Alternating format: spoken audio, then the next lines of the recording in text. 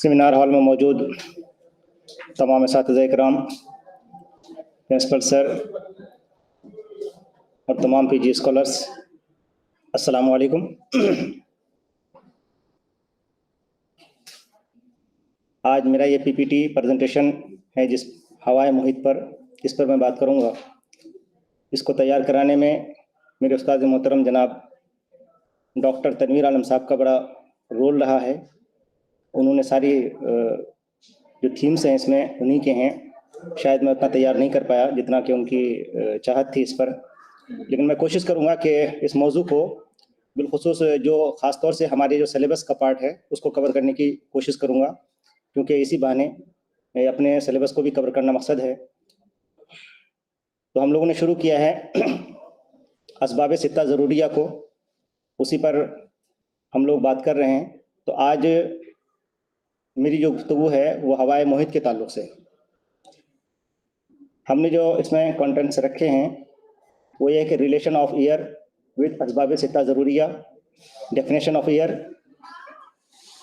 Composition of air, importance of air, why doctor need to know the air, types of air, हवा जयदुल जौहर, air pollution, adverse effect of air pollution, major air pollutants और changing in air, तग़य्युरात फसलिया और thermal comfort zone, तग़य्युरात गैर तबिया, गैर मुज़ादा और मुज़ादा दोनों पर हम बात करेंगे। और फसाद हवा क्या है उस पर बात करेंगे। अमराज और अवारिज जो हवाओं से होते हैं उस पर हम बात करेंगे। और ग्लोबल इफेक्ट क्या है इसका, एयर पोल्यूशन का, उस पर बात करेंगे। और हिफ्ज़ मा तक़द्दुम के तौर पर हम क्या क्या कर सकते हैं और किस तरह से हमें अपने एक आइडियल मकान हमारा कैसा होना चाहिए, कहाँ हमें सुकूनत इख्तियार करनी चाहिए, उस पर हम बात करेंगे, जो कि यूनानी कॉन्सेप्ट है, उस पर हम बात करेंगे। वेंटिलेशन क्या चीज़ है, इस पर हम बात करेंगे। तो आते हैं सबसे पहले असबाब सित्ता ज़रूरिया के बारे में। जो हमारा यूनानी सिस्टम ऑफ मेडिसिन है वो ये कहता है कि 6 चीज़ें ऐसी हैं जो ज़िंदगी के लिए बहुत ही ज़रूरी हैं, उसके बगैर ज़िंदगी की बका मुमकिन नहीं है। और उसी में से एक हवाए मुहित भी है, एम्बिएंट एयर भी है। तो असबाब सित्ता ज़रूरिया का एक पार्ट है हवाए मुहित, उसी पर हम आज बात करेंगे। असबाब मीन्स कॉजेज, सित्ता मीन्स 6 और ज़रूरिया मीन्स एसेंशियल। इसके जो सिनोनिम्स के तौर पर आमतौर से ये सिनोनिम्स इस्तेमाल नहीं होते हैं, मगर ये इब्न अब्बास मजूसी हैं, उन्होंने अपनी किताब कामिलुस सना में इसी असबाब सित्ता ज़रूरिया को उमूर गैर तबिया भी कहा। उन्होंने कहा कि हमने जहाँ भी उस एक जगह पर उन्होंने पूरा जो फसल कायम किया, उसने कहा कि हमारी जो यहाँ मुराद है उमूर गैर तबिया से वो असबाब सित्ता ज़रूरिया।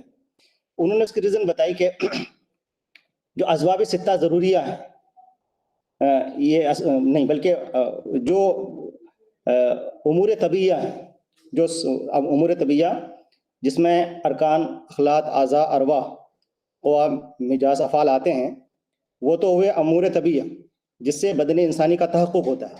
तो बदन इंसानी के तहक़्क़ुक़ के लिए उमूर तबिया का होना ज़रूरी है, उसके बगैर बदन का वजूद ही नहीं होगा।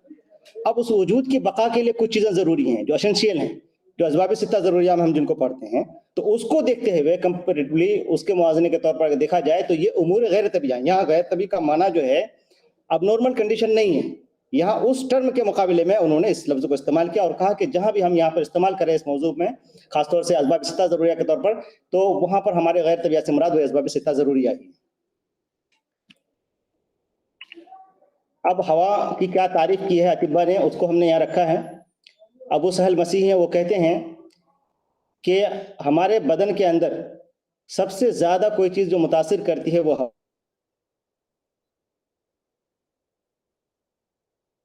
हवा है, और हमारे बदन सबसे ज़्यादा करीब रहने वाली चीज़ हवा है, और बदन को हवा ज़्यादा किसी चीज़ की महाराज नहीं है। ये अबू सहल मसीह कहते हैं। इब्न सीना इस बारे में ये कह रहे हैं कि हवा जो है हमारे बॉडी का एक एलिमेंट है, उनसुर है, और हमारे रूह का भी एक पार्ट उनसुर है वो। और हवा के जरिए से ही, हवा के जरिए हमारी रूह को जो है मुसलसल तक़वियत पहुंचती रहती है, उसको एक कमक पहुंचती रहती है। और हवा ही के जरिए से हमारी रूह की तादील और तरबियत और तनक़िया होता रहता है, उसका इक्विलिब्रियम जो है कायम रहता है। ये इब्न सीना ने कहा कि पार्क कहते हैं कि जितने भी फॉर्म्स ऑफ लाइफ हैं वो सब डिपेंड करते हैं हवा पर। हवा एक ऐसी चीज है, इन्वायरमेंट की एक ऐसी चीज है जो जिस पर सारी जिंदगी इस पर मुनहसिर है। अब इसकी क्या इंपॉर्टेंस है, तो इंपॉर्टेंस के बारे में हमारा जो यूनानी फिलोसोफर्स हैं वो कहते हैं कि देखिए हवा जो है हमारे पहले तो बॉडी के बनाने में ही रुकन ही है। एक पहले तो अरकान में हम पढ़ते हैं कि 4 रुकन हैं जिससे जो है बदन का वजूद हुआ है, आग, पानी, मिट्टी, हवा। और तो इस तरह से हवा को देखा जाए तो हमारा एक रुकन भी है, एक उनसुर है, एक एलिमेंट है हमारे बॉडी का। इसके बारे में कहा कि अरकान के बारे में कहा कि या अजसामुन बसीता वहिया इज्जाउन अव्वलिया लिबदल इंसान वगैरह अल्लती ला युमकिनु अन यनक़सिमा इला अक़सामिन मुख्तलिफ़त अस्सूर व यहदुसुहा बिइम्तिज़ाज़ अनवाइल मुख्तलिफ़ अस्सूर मिनल कायनात। यानी जितनी भी कायनात में चीज़ें बनी हैं, चाहे वो इंसान हो, चाहे हैवानात हो या नबातात हो, वो सब में जो है इन्हीं अरकान से ही बने। तो उन अरकान में हवा एक चीज, एक चीज है, उसमें एक पार्ट है। यही हवा जो है हमारे रूह का भी एक पार्ट है, और हमारे ये जो हवाई के जरिए से हमारे रूह की तादील भी होती है और तनक़िया भी होता है, उसका नॉर्मलाइज करता है उसको। और ऑल फॉर्म्स ऑफ लाइफ जो है डिपेंड करते हैं इसी हवा पर। अब ये हमें एक डॉक्टर को क्यों जरूरत पड़ी एक हवा के बारे में जानने की, तो उसके बारे में अबू सहेल मसीही कहते हैं, इब्न अब्बास मजूसी कहते हैं कि तबीब के लिए हवा के हालात का हर वक्त जानना पहचानना जो है ज़रूरी है, और हर मकाम की हवा को उसको जानता रहे, ये ज़रूरी है उसके लिए। ये जानता रहे और पहचानता रहे, ये जो बता रहा है इनका दोनों जो है, यानी एक कंटिन्यूस प्रोसेस है। ये नहीं कि हवा की कुछ खुसूसियात को जान लिया वो काफ़ी नहीं, बल्कि हवा की परख हो एक तबीब को, वो जानता रहे कि अब क्या क्या चेंजेस हो सकते हैं या होते हैं, वो उससे बाखबर रहे, और उन असबाब को जाने जिनसे हवा में तगय्युर आता है, क्या कॉजेज हैं जिनकी वजह से हवा में तब्दीलियां आती है, उन सब को वो मालूम रखे। और हवा से होने वाले अमराज खासा और अम्मा की उन्होंने तफसील किया कि जैसे कि खासा से मुराद है कि एक पर्टिकुलर रीजन में किसी हवा की वजह से कोई बीमारी हुई तो उसको भी जाने वो, और एक पूरे काफी एक आम लोग उससे मुतासिर हुए, उन दोनों चीजों को जाने के खास मकाम पे जो हुआ वो क्यों हुआ, और आम कंडीशन और जनरलाइज जो कोई डिजीज पैदा हुआ वो किस वजह से, उन दोनों चीजों को समझे अच्छी तरह से। इसलिए कि एक हवा बाज लोगों के लिए मुफीद होती है और वही हवा बाज लोगों के लिए मुज़िर भी हो जाती है। और हवा के बारे में जानने की इसलिए जरूरत पड़ी एक तबीब को कि पहले से मालूम हो जाए कि हर फसल की कौन कौन सी बीमारियां हुआ करती हैं और किस शहर के कौन से अमराज होते हैं। तो इन उमूर के जानने से वो क्या करेगा कि तकद्दुम बिल हिफ्ज़ कर पाएगा, यानी प्रिवेंशन का स्टेप वो ले पाएगा, और पहले से उन अमराज को पहचानने की तदबीर भी करेगा कि किस तरह से वो पढ़ होगी उस मर्ज के बारे में, वो उस पहचानेगा इस मर्ज को, और उनके जो असबाब हैं जिससे वो बीमारी फैल सकती है उसको खत्म करने की कोशिश करेगा। और तीसरी बात उन्होंने कही कि जब किसी तबीब जो है किसी शहर में पहुंचे, कोई डॉक्टर किसी शहर में पहुंचे, तो जरूर उसको सबसे पहले चाहिए कि पहले वहां ये चीज जाने कि इस शहर में हवा की वजह से कौन कौन से अमराज लाहिक होते हैं। वो सबसे पहले उसके लिए जरूरी है कि वहाँ के हवा को पहचाने, वहाँ जो बीमारियां हवा की वजह से होती हैं उन सबको वो बाखबर हो पहले, क्योंकि अगर पहले से वो वहाँ के हवा से होने वाली बीमारियों को मालूम कर लेगा तो इलाज करने में उसको कोई दिक्कत नहीं होगी और वो सही से इलाज कर पाएगा। इसीलिए एक डॉक्टर को जरूरी है कि हवा में जो सीजनल चेंजेस या अदर चेंजेस जो होते हैं उसके बारे में उसकी मालूमात बहुत जरूरी है। अब कंपोजिशन ऑफ एयर, यानी हवा के जो किन किन चीजों से मुरक्कब है, जो हवाए मुहित है या हवा से मुराद हवाए मुहित है, तो उसके बारे में यूनानी अतिब्बा ने ये कहा कि हवा जो है एक तो हवाए बसीत है उसमें, दूसरे अज्जा माइया है उसमें, तीसरा अज्जा अर्जिया है, और चौथा अज्जाए नारिया है उसमें। और मॉडर्न कॉन्सेप्ट में देखें तो वो कहते हैं कि उसमें नाइट्रोजन है, ऑक्सीजन है, कार्बन डाइऑक्साइड है और अदर गैसेस हैं और डस्ट पार्टिकल्स होते हैं। अब हम थोड़ा सा अगर इस पर गौर करें तो इसको हम मॉडर्न से आसानी से कोरिलेट कर सकते हैं कि इन्होंने हवाए बसीत की बात कही। हवाए बसीत का क्या मतलब, तो हम इसको मॉडर्न से इस तरह से कोरिलेट कर सकते हैं कि हवाए बसीत से मुराद नाइट्रोजन गैस, क्योंकि आप देखें तो जो हमारे सराउंडिंग जो एयर हैं उसमें नाइट्रोजन की तादाद 78% है, तो ये बड़ी तादाद है, तो इस बड़ी तादाद को अक्सर हुक्मुल कुल का यानी को अक्सरियत उसी की है, तादाद उसकी सबसे ज्यादा है, तो इसको जो है हवाए बसीर से नाइट्रोजन को हम मुराद दे सकते हैं। उसके बाद अज़ाए माइया की बात की, तो अज़ाए माइया में मॉडर्न भी मानता है इसको कि हवा में वाटर वेपर्स होते हैं, तो हम उसको अज़ाए माइया से हम उसको मुराद ले लें। और अज़ाए अर्जिया जो है उससे मुराद जो है दुखान और डस्ट पार्टिकल्स हैं, वो हम मुराद ले लें। और अज़ाए नारिया से ऑक्सीजन मुराद है। इसलिए ऑक्सीजन को मुराद ले लें कि हवा बगैर ऑक्सीजन के कभी भी हवा का वजूद नहीं हो सकता है। हवा को अगर खत्म करना हो तो आप ऑक्सीजन की सप्लाई बंद कर दें, हवा खुद ब खुद खत्म हो जाती है। तो इसका मतलब ये है कि हवा का जो है ऑक्सीजन से यानी आग का जो है ऑक्सीजन से काफी वो है। तो अज़ाए नारिया में हम ऑक्सीजन को मान लें, तो इस तरह से हम एक कोरिलेट कर सकते हैं। जो हमारे तबीबों ने कहा है वो आज भी जो है इफेक्टिव वो चीजें आज भी कोरिलेट करती हैं मॉडर्न साइंस से भी। तो वो हमें यहाँ बताना मकसद है। अब जो इसकी आलूदगी है उसको हम बाद में बात करेंगे, लेकिन सिर्फ यहाँ सिर्फ एक झलक सिर्फ ये है, ये बताना मकसद ये है कि इसके क्वालिटेटिव या क्वांटिटेटिव इफेक्ट से क्या हो सकते हैं। ये हवा तो जो हमने देखा नाइट्रोजन है, उसमें ऑक्सीजन और कार्बन डाइऑक्साइड, सिर्फ इसकी क्वांटिटी बदल जाए तो क्या क्या हो सकते हैं। तो हमने जो है लेफ्ट साइड में यानी ये बढ़ जाए तो क्या हो सकते हैं, उसको हमने बताया कि इसके बढ़ जाने की वजह से नाइट्रोजन नार्कोसिस हो सकता है इसमें, यानी जो है इसके न्यूरोमस्कुलर फंक्शंस में और बिहेवियर में काफी चेंजेस आ जाएंगे। और अगर ये कम हो जाए तो उसकी वजह से क्या है कि इरिटेशन ऑफ आईज, यानी आंख में इरिटेशन होने लगा, नोज थ्रोट के जो है मेम्ब्रेन्स हैं वो उसमें इरिटेशन होगा, लंग्स में इरिटेशन होगा और कफ उसको खांसी आने लगेगी। और यहाँ तक के कहा गया कि अगर ये 2 दिन तक नाइट्रोजन का जो लेवल अगर कम हो जाए तो फिर जो है फ्लूइड जो है लंग्स में जमा होना शुरू हो जाते हैं। इसी तरह से ऑक्सीजन की तादाद अगर बढ़ जाए, ऑक्सीजन आमतौर से 20 से 21% तक होता है हमारी हवा में, लेकिन अगर ये बढ़ जाए तो क्या होगा, पर्मनेंट टॉक्सिसिटी हो जाएगी और ओकुलर टॉक्सिसिटी हो जाएगी, मायोपिया होगा और सेल मेम्ब्रेन भी डैमेज करने लगे। अगर ये इसकी तादाद 21 से बढ़ने लगे तो फिर ये सब चीजें होने लगेंगी। इसी तरह से कार्बन डाइऑक्साइड हवा में है 0.14%, अगर वो बढ़ने लगे तो उसकी वजह से क्या हो सकता है, हाइपरकैप्निया होगा, हेडेक होगा, डिजीनेस और रेस्टलेसनेस और टिंगलिंग और इस तरह की, और ब्रीथिंग जो है डिफिकल्टी होगी उनको, और हार्ट रेट बढ़ जाएगा, बीपी भी बढ़ सकता है, और एस्फेक्सिया और कोमा और कन्वर्जन होने के चांसेस हैं अगर ये कार्बन डाइऑक्साइड का कंसंट्रेशन बढ़ जाए। तो ऑक्सीजन का कंसंट्रेशन घट गया तो क्या हो सकता है, इस पे हाइपोक्सिया होगा, ब्रेथलेसनेस होगा, लॉस ऑफ कंसिस्टेंस और इम्पेयर मसल कोऑर्डिनेशन। और कार्बन डाइऑक्साइड अगर कम हो जाए अगर, तो उससे क्या होगा कि वीकनेस आएगा और डिजीनेस और वेट लॉस और डिहाइड्रेशन का प्रॉब्लम हो सकता है। ये आप देख सकते हैं कि ऑक्सीजन का लेवल किस किस लेवल पे क्या हो सकता है। इसमें बताया गया कि मैक्सिमम सेफ लेवल जो है 23.5% है, इससे ज्यादा फिर सेफ नहीं है, उसमें बहुत सी प्रॉब्लम पैदा हो जाएगा फिर। और 21% जो आमतौर से हवा में होता है, और 19.5% जो है ये मिनिमम सेफ लेवल है, इससे कम नहीं होना चाहिए।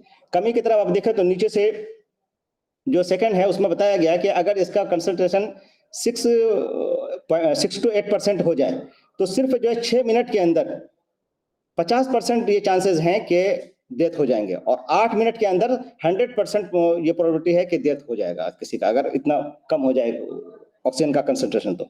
और कहा गया कि अगर 4% से लेकर 6% हो जाए और 40 सेकंड के अंदर जो है कन्वर्जन और रेस्पिरेटरी कॉज यहाँ तक कि डेथ हो जाएगी। टाइप ऑफ एयर, यहाँ पर जो है ये जो टाइप बताया गया यहाँ पर क्वालिटी के एतबार से, इसको इब्न अब्बास मजूसी ने बताया कि हवा को हम 2 हिस्से में तकसीम कर सकते हैं, हवाए मोतदिल और एक हवाए गैर मोतदिल। हवाए मोतदिल ये होगा कि न तो वो बहुत ज्यादा गर्म होगी और न बहुत ज्यादा सर्द होगी, और न ही वो ज्यादा तर होगी और न बहुत ज्यादा खुश्क होगी, बल्कि इस तरह की हवा होगी जैसे कि स्प्रिंग सीजन में होता है, उस तरह की हवा है हवाए मोतदिल को उन्होंने बताया। उसका मिजाज जो होगा हॉट और मॉइस्ट होगा। और गैर तभी है कि इसमें जो ये जो चीजें बताई गई, 4 कैफियत बताए गए, इसमें से किसी में एक्सेस करेगा वो। उसकी कैफियत या तो हॉट यानी उसके अंदर जो है हरारत बढ़ी हुई होगी, या उसके अंदर बुरूदत बढ़ी हुई होगी, या उसके अंदर रतूबत बढ़ी होगी, या तो उसके अंदर यबूसत बढ़ी होगी। तो ये अगर ये नॉर्मल से अगर बढ़ी हुई है तो इस सूरत में ये हवाए गैर तभी है। तो इस तरह से 2 तकसीम उन्होंने किए। अब एक कॉन्सेप्ट आता है हवाए जयदुल जौहर का। तो हवाए जयदुल जौहर क्या है, उसके बारे में अतिबा ने कहा कि हवाए जयदुल जौहर से मुराद ये है कि ये इस टाइप की हवा होती है कि उसमें किसी तरह का फॉरेन बॉडी नहीं होता है, किसी तरह का पैथोजन उसमें नहीं होता है, किसी तरह का डस्ट पार्टिकल नहीं होगा, वो वाटर वेपर्स उसमें नहीं होंगे, और ये जो है हवा ऐसी होनी चाहिए कि जो ओपन हो, बंद ना हो, किसी वॉल से या छतों से उसे बंद नहीं किया गया हो, बल्कि खुली हवा हो, खुले आसमान तले की हवा हो। तो वो जयदुल जौहर, उसकी फिर कुछ खसूसियात बताए वो किस तरह से होती है। वो इस तरह से हो कि वो क्लीन होती है, बहुत साफ और प्योर हवा होती है जयदुल जौहर जो होती है। और ये हाई एल्टीट्यूड से लो एल्टीट्यूड की तरफ आ रही है, यानी ऊपर से नीचे की तरफ की हवा हो, सतह जमीन की तरफ आ रही हो, जैसे पहाड़ की तरफ से हवा आ रही है या ऊपर की तरफ से आ रही है, वो हवा बहुत फ्रेश हवा होगी। और उसका जो ना उसमें वो ठंड थोड़ी सी उसके अंदर ठंडक भी होगी उस हवा के अंदर। वो जो है ओपन हवा होनी चाहिए, बंद नहीं होनी चाहिए। और ये किसी गड्ढे वड्ढे की से वो ना हो, जैसे कहा गया कि जैसे खंडरात की हवा है, या कहा गया कि खंदक से जो हवा आती है उसकी जो क्वालिटी होती है वो थोड़ी गर्म होती है बनिस्बत सतह जमीन की जो हवा है, इससे वो हवा गर्म होती है। तो उस तरह की हवा नहीं होनी चाहिए, वो हवा जो है जयदुल जौहर नहीं होगी, बल्कि जयदुल जौहर हवा वो होगी जो या तो ऊपर की तरफ से जो हवा आ रही हो सतह जमीन की तरफ, वो हवा सबसे ज्यादा उम्दा होगी। और ये चीज और इसमें बताया गया कि हवा ऐसी होगी कि जैसे ही सूरज तुलू करेगा तो उसके तुलू होने के साथ साथ वो बहुत जल्दी गर्म भी हो जाएगी, और जैसे ही सूरज गुरूब होगा, गुरूब होती है साथ वो जो है ठंडक उसमें आ जाएगी। क्योंकि आप देखते हैं कि जैसे अगर हवा गर्मी के दिनों में बहुत रात तक गर्म रहती है तो उससे बेचैनी सी रहती है। तो यहाँ कहा गया जयदुल जौहर हवा वो होगी कि जैसे सूरज गुरूब हुआ तो उसके अंदर खुनकी आ जाए, ठंडक आ जाए उसमें। और जैसे सूरज तुलू करे, जैसे आजकल के दिन में सूरज तुलू करे तो फौरन हवा गर्म हो जाए ताकि किसी तरह की बेचैनी महसूस ना हो। दूसरा उसमें कहा गया कि इसमें किसी तरह की कोई बदबू, कोई चीज मिक्स नहीं होनी चाहिए, और ये इजी टू ब्रीथ, ये सांस लेना इसमें आसान हो, किसी तरह का घुटन महसूस नहीं हो, तो ये हवा जो जयदुल जौहर हवा कहलाएगी। हवाई आलूदगी ये है कि उसमें कुछ तरह का केमिकल या फिजिकल या बायोलॉजिकल एजेंट उसमें मिल जाए जिसकी वजह से उसकी जो उसको मॉडिफाइड कर दे उसको, तो उसके मॉडिफिकेशन हो जाए उसके कैरेक्टर्स में, तो वो जो है हवाई आलूदगी कहलाती है। हवाई आलूदगी है कितने टाइप के, वो इसमें बताया गया कि इसको दो हिस्से में तकसीम किया। ये एयर पोल्यूटेंट्स जो यानी हवा को आलूदा करने वाली चीजें, वो केमिकल में हो सकते हैं, जैसे gases, carbon dioxide, carbon monoxide, carbon dioxide, और उसके पार्टिकुलर मैटर के जैसे डस्ट है और स्मोक्स हैं, ये जो है इसके एयर पोल्यूटेंट्स हैं। और मेटल में आर्सेनिक है, बेरियम है, कॉपर है, जिंक है, लेड है, और कार्सिनोजेनिक जो गैसेस हैं वो मेटल्स हैं, वो मुराद हैं पर। और नॉन मेटल में कॉटन है, जूट है, और शुगर कैन यानी गन्ने के फाइबर्स वगैरह है वो। और बायोलॉजिकल में माइक्रोब्स और स्पोर्स, ये जो है ये हवा को आलूदा करते हैं। मेजर एयर पोल्यूटेंट में ओजोन जो है बहुत बड़ा जो है एयर पोल्यूटेंट है। इससे जो है ये खासतौर से स्मोक बनाने में बहुत बड़ा इसका रोल है, क्योंकि ये जो है ये गैस जो है इसमें जो है फोटोकेमिकल रिएक्शंस होते हैं जिसकी वजह से इसमें स्मोक फॉर्म करता है, और ये एयर पोल्यूटेंट का बहुत बड़ा वो है इसमें स्मोक से।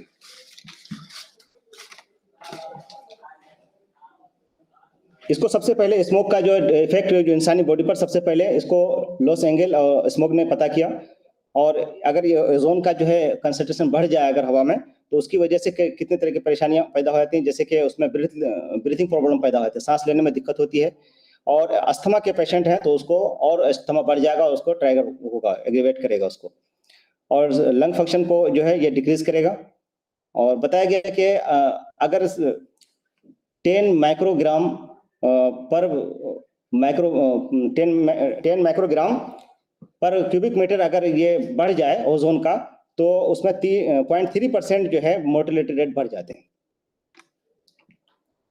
नाइट्रोजन डाइऑक्साइड, ये नाइट्रोजन जो है ये नाइट्रोजन आमतौर से जैसे कि फ्यूल में जो है फॉसिल फ्यूल होते हैं उसमें होते हैं, उसको जलाने की वजह से फिर उस ऑक्सीजन से होता है, उसकी वजह से फिर वो नाइट्रोजन डाइऑक्साइड होते हैं, बन जाते हैं। और नाइट्रोजन डाइऑक्साइड जो हवा में आने के बाद, जो वेपर से मिलने के बाद, ये नाइट्रिक एसिड में तब्दील हो जाते हैं। और एसिड रेन जो होता है उसमें नाइट्रोजन ऑक्साइड का बहुत बड़ा रोल है। तो ये भी एक तरह का एयर पोल्यूटेंट है।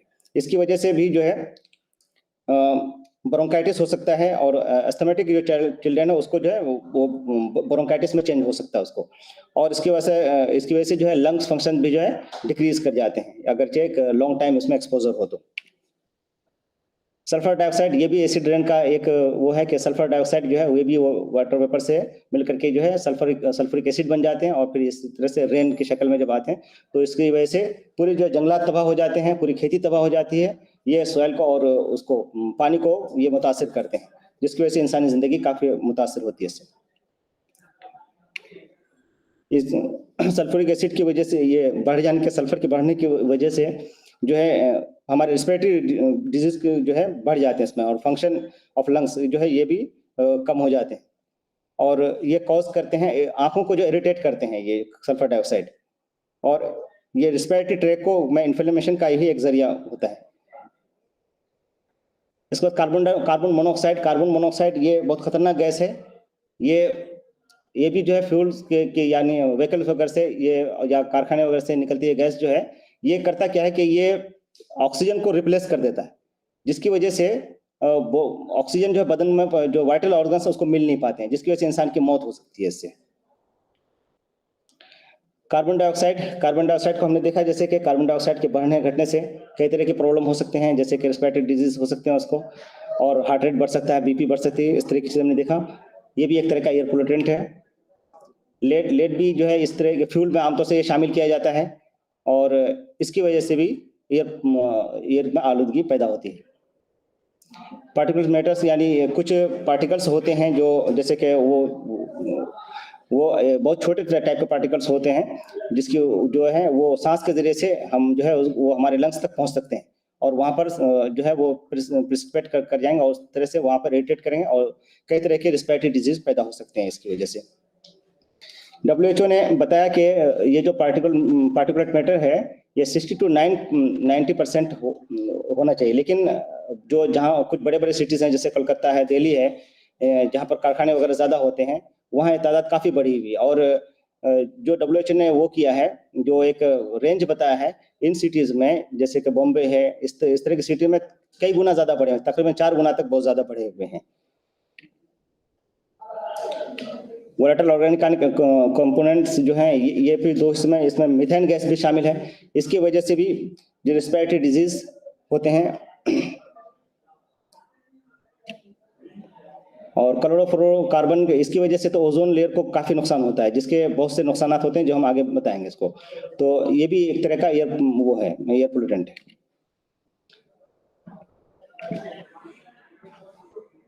या इजमाली तौर पर बताया गया कि इसके क्या क्या इफेक्ट्स होते हैं, क्रोनिक इफेक्ट और एक्यूट इफेक्ट क्या इसके हो सकते हैं, जैसे हेडेक होना एयर पोल्यूशन की वजह से, वर्टाइगो, नोजिया, वोमिटिंग, यहाँ तक कि कोलैप्स भी कर सकता है पेशेंट, और डेथ भी हो सकती है, जैसे कि भोपाल ट्रेजेडी हुई, उसमें काफी लोगों की जानें गई हैं। क्रोनिक इफेक्ट में जैसे क्रोनिक ब्रोंकाइटिस हो सकता है, अस्थमा हो सकता है, COPD हो सकता है, कार्डियोवास्कुलर डिजीज हो सकते हैं उसको, और लंग्स कैंसर और ल्यूकेमिया हो सकता है, एनीमिया हो सकता है एयर पोल्यूटेंट की वजह से ये, और जो है डाइजेस्टिव जो है डिस्टर्बेंस भी हो सकता है, न्यूट्रिशन एंड मेटाबॉलिक डिसऑर्डर हो सकते हैं, और indication of air pollution, indicator उसके कुछ रखे गए हैं कि जिससे ये पता लगा सके एयर पोल्यूशन क्या है, कितना है। उसमें देखते हैं ये सल्फर डाइऑक्साइड को, उसके कुछ आलात हैं जिससे उसको जाना जाता है, और स्मोक इंडेक्स के जरिए से उसको पता करते हैं एयर पोल्यूटेंट को। और सस्पेंडेड पार्टिकल्स ये भी जो है एयर पोल्यूटेंट का एक इंडिकेटर है। एयर पोल्यूशन इंडेक्स और कोएफिशिएंट ऑफ हैज यानी धुंध का होना, उससे वो भी एक एयर पोल्यूटेंट का ये इंडिकेटर है। और अदर्स में जैसे कि लेड का होना हवा में, और कार्बन मोनोऑक्साइड या नाइट्रोजन डाइऑक्साइड का या ऑक्सीडेंट्स होना, ये जो है ये सब इंडिकेटर हैं एयर पोल्यूशन के।